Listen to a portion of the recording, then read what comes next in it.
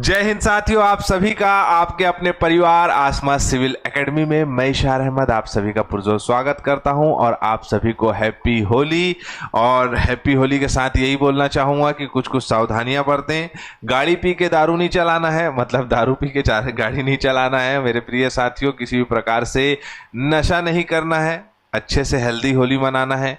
साथ ही साथ जो गौवंशी या जो है कहा जा सकता है कि जो पशु पक्षी है उनके लिए जो जल संग्रहित किया जाता है तो उसमें जो है कलर मत घोलें, क्योंकि वो गर्मी बहुत तेज़ हो रही है। गर्मी तेज़ हो रही है तो वो वहाँ आते हैं, अपनी जल की आपूर्ति करते हैं, पानी पीने का उनका साधन शहर है, गांव है, जो सभी क्षेत्र है, लेकिन आप उसका ख्याल रखें, हार्मफुल केमिकल जो है उनके पेट में ना जाए।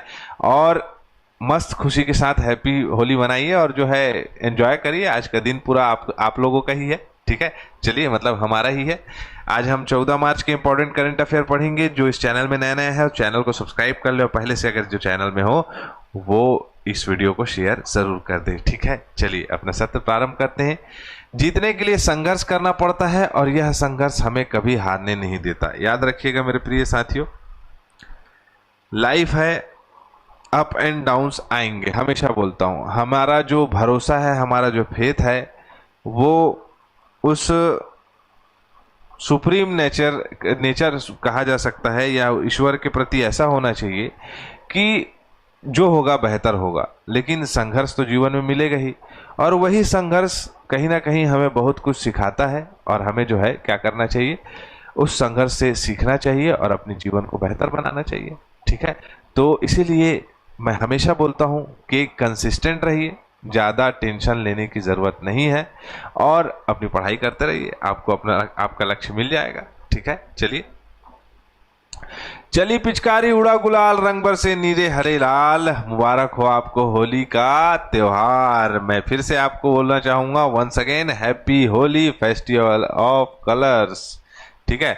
चलो, हाल ही में किसे भारत की पहली महिला विधि सचिव नियुक्त किया गया है? तो किसे नियुक्त किया गया भैया? तो इनका नाम है क्या? इनका नाम है अंजू राठी राणा, है ना। ए ऑप्शन सही होगा। कल्याण और रोशनी ने बिल्कुल सही जवाब दिया है, वेरी गुड। आप लोग क्यों नहीं देते लास्ट प्रश्न का आंसर? पाई दिवस कब मनाया जाता है? हर एक विद्यार्थी के जीवन में ये सिग्नेचर दिखाई दिया होगा, ऐसे, ये पाई, ठीक है। इसी को आप जो है याद रखते होगे 22/7, है ना। या इसी को ही आप 3.14 याद रखते रहोगे अपने 10th क्लास में, अपने 12th क्लास में, ठीक है। तो पाई दिवस जो है हर साल 14 मार्च को मनाया जाता है। इसी दिन इस पाई का जो है क्या किया गया था, इनोवेट किया गया था। जैसे कि आप देख सकते हो कि पाई चिन्ह का टर्म 1706 में एक मैथमेटिशियन जिसका नाम था विलियम जोन्स के द्वारा पेश किया गया था और तब से जो है ये इस दिवस को मनाया जा रहा है, ठीक है। आधिकारिक तौर पे जो है इसे हम कहें तो 1988 में इसका शुरुआत हुआ है आधिकारिक तौर पे मनाया जाना, लेकिन पाई का शुरुआत 1706 में हो, पाई का जो खोज है 1706 में हो गया था, ठीक है। चलो, हाल ही में निम्न में से किसे मॉरिशस सरकार द्वारा अपने सर्वोच्च नागरिक पुरस्कार the grand commander of the order of the star and key of the Indian ocean, oh my God, इतना लंबा चौड़ा नाम, तो किसको दिया है भाई? जाहिर सी बात है हमारे प्रधानमंत्री नरेंद्र मोदी जी को दिया गया है ना। नरेंद्र मोदी जी को इस चीज से सम्मानित किया गया है, क्लियर। चलो, हाल ही में मॉरिशस के ने भारत के प्रधानमंत्री को ये सर्वोच्च नागरिक पुरस्कार दिया है। टोटल जो है इस मुलाकात में 16 से अधिक जो है MOU साइन किए गए हैं मॉरिशस के साथ। जो हमारे संबंध है उन संबंध को जो है कहा जा सकता है मतलब बढ़ाने के लिए और जो है मतलब एक दूसरे के देश को आर्थिक और राजनीतिक सहायता प्रदान करने के लिए ये कार्य को किया गया है, ठीक है। पहले भारतीय बन गए हैं प्रधानमंत्री नरेंद्र मोदी जी, जिनको जो है मॉरिशस के सर्वोच्च नागरिक से सम्मानित किया गया है। प्रधानमंत्री मोदी जो है 21वां अंतर्राष्ट्रीय सम्मान है ये, ठीक है। जैसे कि आप देख सकते हो ये लगातार ये पुरस्कार जो है प्रधानमंत्री नरेंद्र मोदी जी को प्रदान किए जा चुके हैं और ये बहुत बड़ी उपलब्धि है हमारे भारतीय प्रधानमंत्री की, ठीक है। चलें आगे। अगला है, हाल ही में किस राज्य ने मुख्यमंत्री कन्या आत्मनिर्भर योजना की शुरुआत की है? तो किसने की है कन्या आत्मनिर्भर योजना की शुरुआत? त्रिपुरा। त्रिपुरा त्रिपुरा जो है भारत का पूर्वोत्तर राज्य।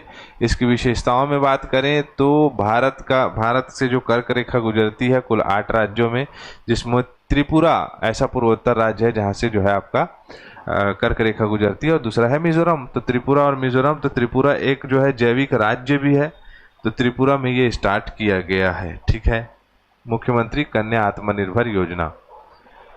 बेसिकली इसे इस प्रकार से डिजाइन किया गया है कि मुख्यमंत्री बालिका समृद्धि योजना और मुख्यमंत्री कन्या आत्मनिर्भर योजना, जिसमें बालिका समृद्धि योजना में 50,000 रुपये पैदा होते साथ जो है उनका बॉन्ड को जमा कराया जाएगा उनके नाम से, बच्चियों के नाम से, उनके नाम से मतलब बच्चियों के नाम से, और जैसे ही वो 18 वर्ष की होंगी तो 10 लाख रुपए के आसपास इनको मिलेगा। उसी प्रकार मुख्यमंत्री कन्या आत्मनिर्भर योजना में मेधावी छात्रों के लिए है, ये उच्चतर माध्यमिक विद्यालय के अध्ययन कर रही हो उनको जो है आर्थिक सहायता प्रदान की जाएगी, निःशुल्क शिक्षा प्रदान की जाएगी। मैंने बताया कि त्रिपुरा पूर्वोत्तर राज्य की एक क्या है राज्य है ना, जो कि 1956 में क्या हुआ था, केंद्र शासित प्रदेश बना था। 1972 में ये पूर्ण राज्य का दर्जा इसे मिला था। भारत का एकमात्र जैविक राज्य जो है सॉरी जैविक राज्य नहीं भाई, यहाँ त्रिपुरा की राजधानी अगरतला जो है भारत का एकमात्र जैविक शहर है। जैविक राज्य की बात की जाएगी तो सिक्किम है, याद रखिएगा, है ना पहला। हाल ही में IQ एयर द्वारा जारी 7वीं वार्षिक विश्व वायु गुणवत्ता रिपोर्ट 2024 के अनुसार भारत का रैंक क्या है? तो बता दूं हम लोग कहाँ हैं, टॉप 5 में ठीक है, मतलब 5वां स्थान है हमारा, जिसमें सबसे प्रदूषित जो शहर है वो कौन सा है? तो सबसे प्रदूषित शहर है बर्निहाट, जो कि मेघालय का एक सबसे प्रदूषित शहर है। उसी प्रकार अगर दिल्ली की बात करें तो दुनिया का सबसे प्रदूषित राजधानी शहर है। ठीक है, दिल्ली की हालत बहुत ज़्यादा खराब है इस वायु प्रदूषण से संबंधित। अगर दुनिया के सबसे प्रदूषित देश बोले तो चार्ट पहले नंबर में, दूसरे नंबर में बांग्लादेश है, तीसरे नंबर में पाकिस्तान है, चौथे नंबर में कांगो है और 5वें नंबर में भारत है। 5वें टॉप 5 प्रदूषित देशों में से हम आगे हैं, इसमें हमारी उपलब्धि है। इसलिए पर्यावरण संरक्षण करें, आसपास पेड़ पौधे लगाएं, पेड़ पौधे के लगाने के साथ साथ हम लोगों को भी अवेयर करें कि भैया पर्यावरण प्रदूषण नहीं करना है। ठीक है, जैसे कि होलिका दहन होगी, ठीक है, मैं किसी प्रकार से किसी भी धार्मिक भावनाओं को ठेस नहीं पहुंचाना चाहूँगा, लेकिन होलिका दहन एक बड़े व्यापक रूप से भी हो सकती है और होलिका दहन जो है किसमें हो सकती है, तो छोटे रूप में भी हो सकती है। तो ये सब सारी चीज़ें, जैसे कि आप एक चीज़ देखेंगे कि हम जो कहा जा सकता है अगरबत्ती जलाते हैं, ठीक है, तो हमारी धार्मिक भावना है, लेकिन अगर वो अगरबत्ती ना जला के हम नॉर्मल स्प्रे का यूज़ करें तो ठीक है। तो मेरे कहने का मतलब बहुत सारी बातें हैं जिससे कि हम 5वें स्थान में ऐसे नहीं हैं और वो जो तीसरे चौथे में है वो भी ऐसे नहीं है। तो ये सब सारी चीज़ें बहुत ही ज़रूरी है। आईफा अवार्ड 2025 में किस फिल्म में सर्वश्रेष्ठ फिल्म का पुरस्कार जीता है? किसने जीता है? लापता लेडीज। कौन कौन देखा है इसको? कई लोग देख डाले होंगे। लापता लेडीज को मिला है, ठीक है। सबसे अच्छा हीरो बना है कौन? तो कार्तिक आर्यन, भूल भुलैया 3 में सबसे बेस्ट जो है आईफा में आपका हीरो। सर्वश्रेष्ठ फिल्म लापता लेडीज सॉरी, सर्वश्रेष्ठ निर्देशक है किरण राव, लापता लेडीज की। सर्वश्रेष्ठ अभिनेता पुरुष में है कार्तिक आर्यन, भूल भुलैया के। और सर्वश्रेष्ठ अभिनेत्री ये लड़की जो है नीतांशी गोयल, है ना, इनको मिला है, ठीक है। वैसे संगीत श्रेणी में सर्वश्रेष्ठ पार्श्व गायन बोला जाए तो महिला में श्रेया घोषाल है। सर्वश्रेष्ठ पार्श्व गायन पुरुष में जुबिन नौटियाल है। सर्वश्रेष्ठ संगीत निर्देशक में राम संपंत है और सर्वश्रेष्ठ गीत प्रशांत पांडे है, ठीक है। चल गाना वाना सुनो तो थोड़ा दिमाग ठीक लगेगा। भारत सरकार ने जम्मू और कश्मीर हाँ, जम्मू कश्मीर का है, जम्मू कश्मीर इत्तिहादुल मुस्लिमीन और अवामी एक्शन कमेटी को किस कानून के तहत 5 साल के लिए विधि विरुद्ध संगठन घोषित कर दिया है? किस कानून के तहत बताओ? गैर कानूनी गतिविधि रोकथाम अधिनियम के तहत इनकी जो है आपका गतिविधियां गैर कानूनी किस्म की नजर आई तो इसको जो है सरकार ने क्या कर दिया है? अवामी एक्शन कमेटी को गैर कानूनी गतिविधि अधिनियम 1967 के तहत 5 साल के लिए क्या कर दिया गया है, विधि विरुद्ध संगठन घोषित कर दिया गया है। यह संगठन देश में शांति और कानून संप्रभुता के खिलाफ गतिविधियों में लिप्त थे। ठीक है, तो क्या होता है, जम्मू कश्मीर और लद्दाख की कहानी बता रहा हूं। आपको पता है कि किस प्रकार से वो आजाद हुआ?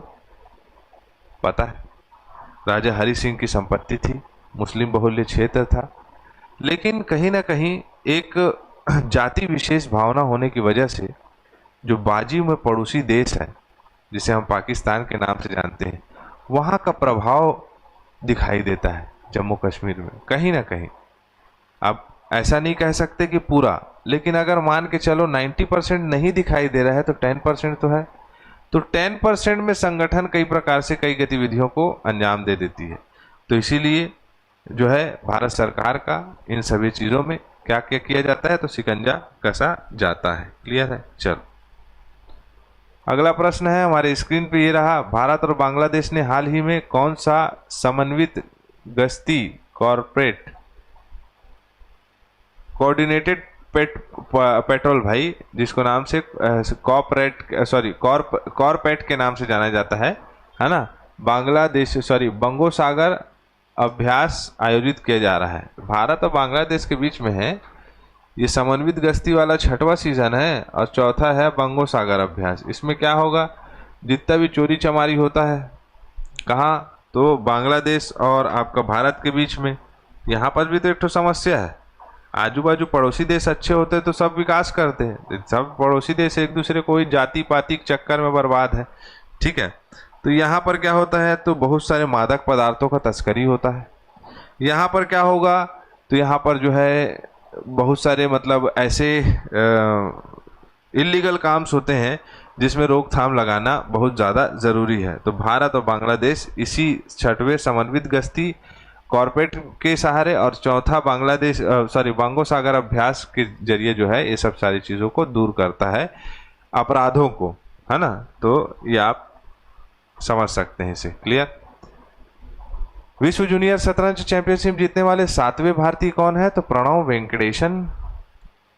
हाल ही में किस राज्य केंद्र शासित प्रदेश ने महिला समृद्धि योजना को मंजूरी दी है, तो दिल्ली राज्य ने। भारतीय स्टेट बैंक के द्वारा SBI अस्मिता किस उद्देश्य के लिए शुरू किया गया है, तो महिला उद्यमियों को उनके कारोबार का विस्तार करने की सहायता के लिए। कॉमनवेल्थ गेम्स फेडरेशन ने अपना नया नाम क्या रखा है, तो कॉमनवेल्थ स्पोर्ट। हाल ही में केंद्रीय संस्कृति और पर्यटन मंत्री ने अंतर्राष्ट्रीय संस्कृति संबंधों को बढ़ावा देने की योजना का नाम बदलकर क्या रखा है, तो वैश्विक सहभागिता योजना। भारत की पहली हाइड्रोजन ट्रेन किस मार्ग पर चलेगी, तो जींद और सोनीपत जो कि हरियाणा में है। वेटलैंड वाइज यूज श्रेणी में प्रतिष्ठित वार्षिक सारामसर पुरस्कार जीतने वाली पहली भारतीय महिला कौन है, तो जय श्री वेंकटेशन। इसमें मैं आंसर भी लगा दिया हूँ और वो भी डाल दिया हूँ, ये लापरवाही है मेरी, लेकिन अब क्या कर सकते हैं, हमारा सत्र यहीं कंप्लीट होता है। मैं इसी के साथ इजाज़त चाहूँगा। जय हिंद, जय भारत।